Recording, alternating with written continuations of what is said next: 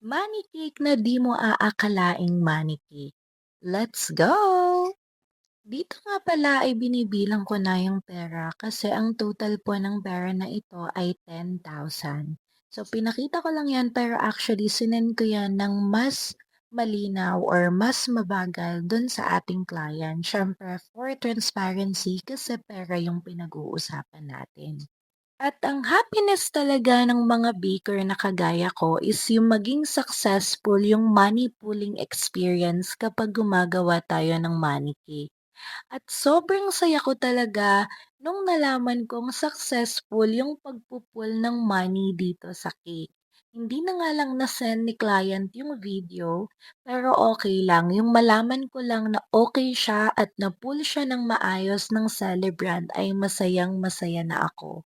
Ganyan ko lang pala binubutas yung cake, tapos kinukuha ko din siya ng tong siyempre para lumabas yung mga cake na nasa loob. Ipapasok ko lang yung money ta's nilalagyan ko din pala siya diyan ng pinakapaghihilahan. Pero ayun nga, kaya ko sinabi kanina na hindi mo aakalaing money cake 'to kasi nasa gilid yung hihilahin. So, normally kasi 'pag money cake nakagitna talaga yung pinaka-topper. Pero dito dahil dun sa inspo na sinend ni client which is ito, kaya pinakaisip ko talaga kung paano ko siya gagawin kasi nga nasa gilid yung happy birthday topper. Ay sorry, nagkamali pala ako. Ako pala yung nagbigay ng inspo kay client. Actually, gano'n naman po talaga yung ginagawa ko. Kung walang mapiling inspo yung client, nagse ako ng couple of features para merong pagpilian or may choices yung ating client. Tapos sa lahat ng mga features na sinend ko, ayon yung inspo na napili niya. At syempre, rush order na naman 'to. Dahil parang 4 days ago lang kami nag-deal nung client na gagawin nga yung money cake. Tapos 2 days before the celebration, dun niya lang naabot yung pinaka-bills na ilalagay natin dito sa money cake na 'to.